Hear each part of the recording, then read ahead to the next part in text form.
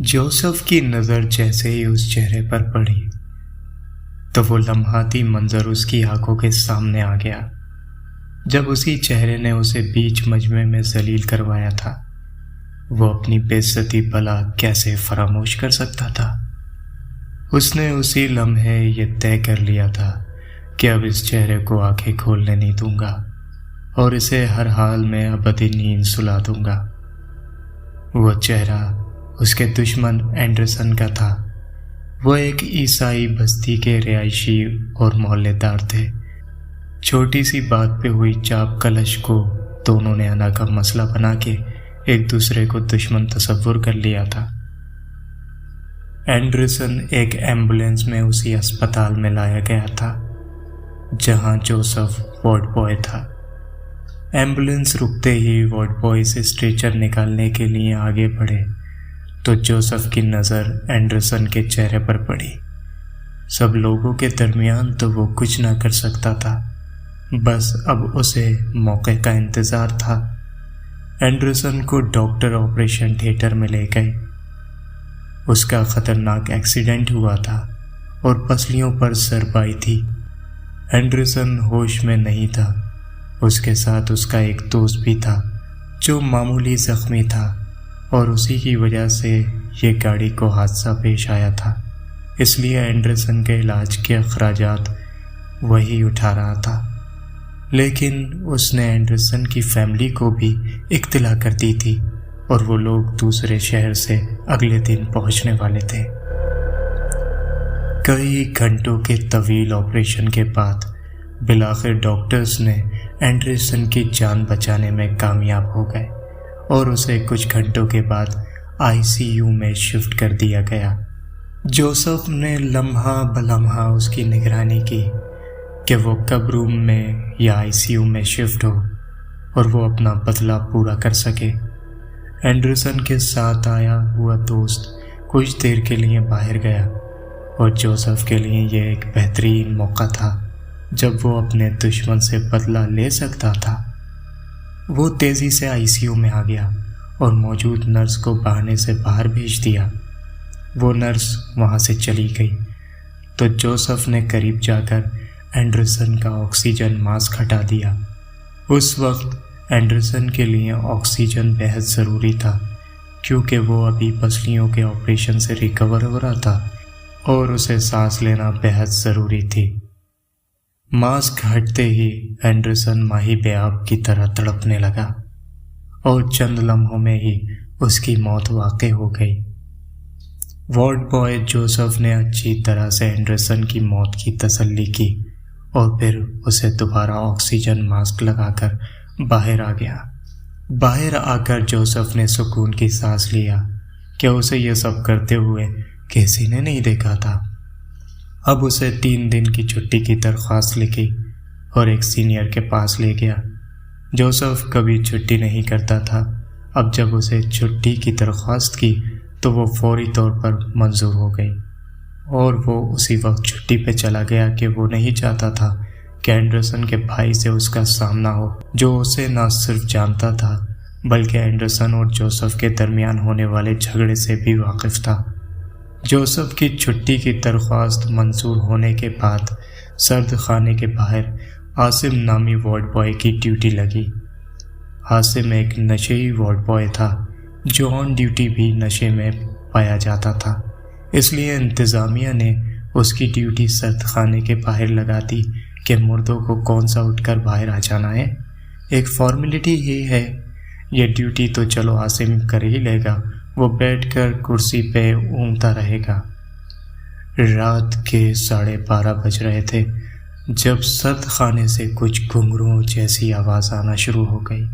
आसिम नींद के नशे में था, उसे कुछ महसूस ना हुआ, लेकिन थोड़ी देर बाद ये आवाज़ें वाज़े हो गई। फिर टन टन टन करके कुछ गिरने की सी आवाज़ें आईं। अब आसिम की आँख खुल गई और जब उसने आवाज़ें सुनी तो उसके पसीने छूट गए। आसिम का नशा उतर चुका था। वो फितरतन तौर पर एक बुज़दिल इंसान था। हिम्मत करके वो आवाज़ों का खोज लगाने गया तो क्या देखता है, ہر لاش جو اسٹریچر پر رکھی ہوئی تھی ان کے پیروں میں بندھے ہوئے تانبے کے ٹوکن فرش پر گرے پڑے ہوئے تھے۔ یہ ایک سرکاری اسپتال تھا۔ یہاں سرد خانے کے طور پر ایک ایسی روم تھا جہاں لاشیں اسٹریچر پر ڈھکی رکھی جاتی تھی۔ ابھی وہ سوچ ہی رہا تھا یہ کس کا کام ہو سکتا ہے، کہیں سے قدم گھسیٹ کر چلنے کی آواز آئی، اور پھر ایسی آوازیں آئیں جیسے کسی کی سانس اکھڑ رہی ہو۔ عاصم کو یہ آوازیں بتدریج قریب ہوتی ہوئی محسوس ہوئیں، اور جیسے ہی اس نے گردن گھمائی اپنے پیچھے لاش کو کھڑے پایا۔ لاش کو کھڑا دیکھ کر عاصم کی حالت غیر ہو گئی، اور وہ لاش سے انجان تھا۔ یہ اینڈرسن کی لاش تھی۔ اینڈرسن کا چہرہ بالکل سفید تھا اور اس کی آنکھیں خون رنگ کی ہو رہی تھیں۔ اینڈرسن نے بازو عاصم کی گردن میں ڈال کر ایک جھٹکا دیا، اور ایک ہی منٹ کے اندر ہی عاصم کی موت واقع ہو گئی۔ اس کی گردن کا منقار ٹوٹ گیا تھا اور وہ موقع پر ہی دم توڑ گیا تھا۔ صبح لاش اسٹاف کو سرد خانے میں ملی۔ اسپتال میں ایک خوف و ہراس کی کیفیت پھیل گئی تھی۔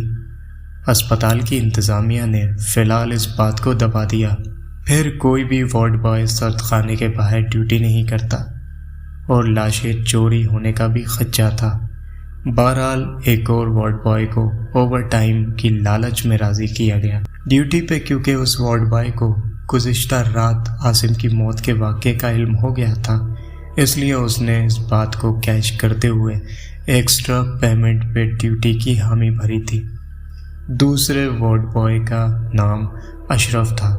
اشرف ایک جیدار شخص تھا، اس لیے اسے ڈیوٹی کرنے میں کوئی قباحت محسوس نہ ہوئی۔ اسے لگا کہ عاصم اپنے خوف کی وجہ سے مرا ہے، ورنہ ایک عرصے سے اس اسپتال سے وارڈ بوائے مردہ گھر کے آگے ڈیوٹی کرتے آ رہے ہیں، کبھی کسی کو کچھ نہ ہوا۔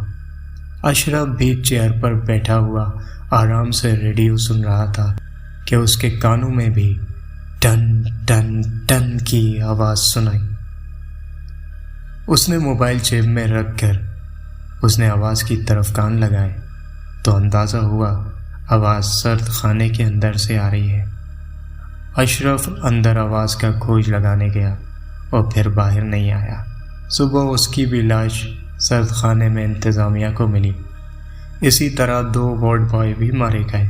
اب انتظامیہ نے جو لوگوں کو چھٹی پر گئے ہوئے تھے ان کی چھٹی منسوخ کرتے ہوئے ان کو واپس بلا لیا، کیونکہ گورنمنٹ جاب تھی اور نہ حاضر ہونے کی صورت میں سسپینڈ کا اور کانٹریکٹ ختم ہونے کا خدشہ تھا، اس لیے جوسف کو واپس آنا ہی پڑا۔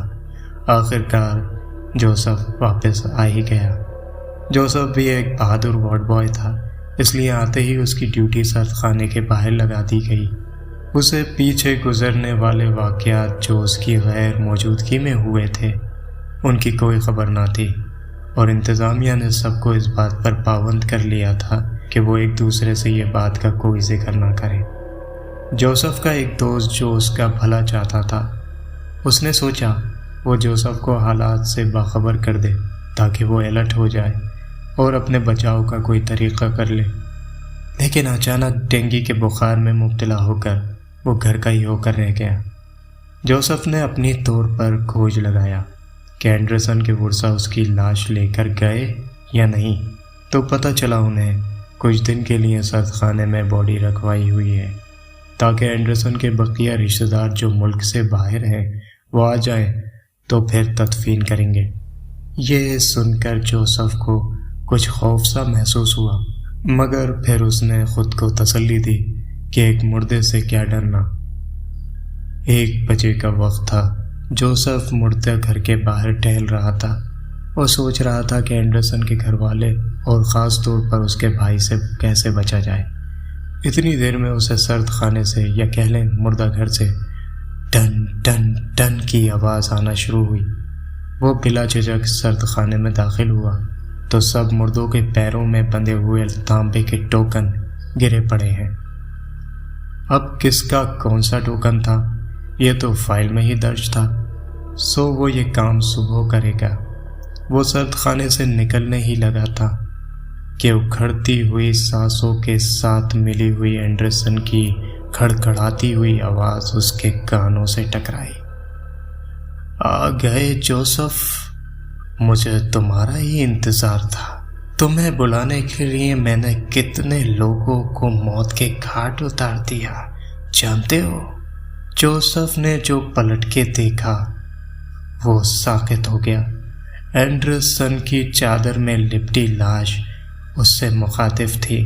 ऑक्सीजन मास्क उसके गले में झूल रहा था जैसे अभी निकाला हो। देखो ना जोसेफ, कितनी तकलीफ में हूँ मैं। तुमने मेरा ऑक्सीजन मास्क निकाल दिया था ना। मुझे ऑक्सीजन नहीं मिली, मैं मर गया। एक मरते हुए इंसान से तुमने बदला लिया। मैं ठीक हो जाता तो फिर बदला लेते ना।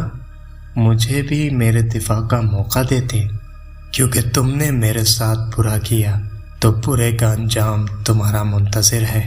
तुम्हें अब मुझसे कोई नहीं बचा सकता।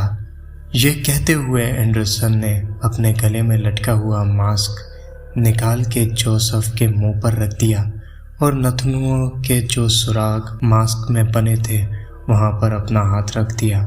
जोसेफ ने दम घुटने के सबब बहुत हाथ पांव मारे, लेकिन होनी होके ही रहती है।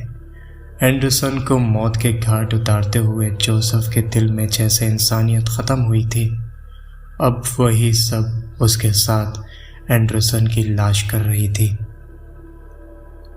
सुबह सर्द खाने में जोसेफ की ऑक्सीजन मास्क लगी लाश मौजूद थी और लोग हैरान थे जोसेफ को ऑक्सीजन मास्क क्यों और किसने लगाया और इसकी मौत कैसे हुई। यह मौत तब तक मौमा रही जब तक एंडरसन के घर वाले उसकी बॉडी लेने नहीं आए, और जो फिर उसके भाई ने, स्टाफ नर्स ने जो वाक़यात लोगों को बताए तो उनकी कड़ियाँ मिलाकर लोग इस नतीजे पर पहुँचे जोसेफ ही एंडरसन का कातिल था और एंडरसन की लाश ने ही जोसेफ का कत्ल किया है। एंडरसन की बॉडी सर्द खाने से ले जाने के बाद उस सर्द खाने के बाहर किसी भी वार्ड बॉय का कत्ल नहीं हुआ। किसी ने सच ही कहा है कि बुरे काम का अंजाम बुरा ही होता है।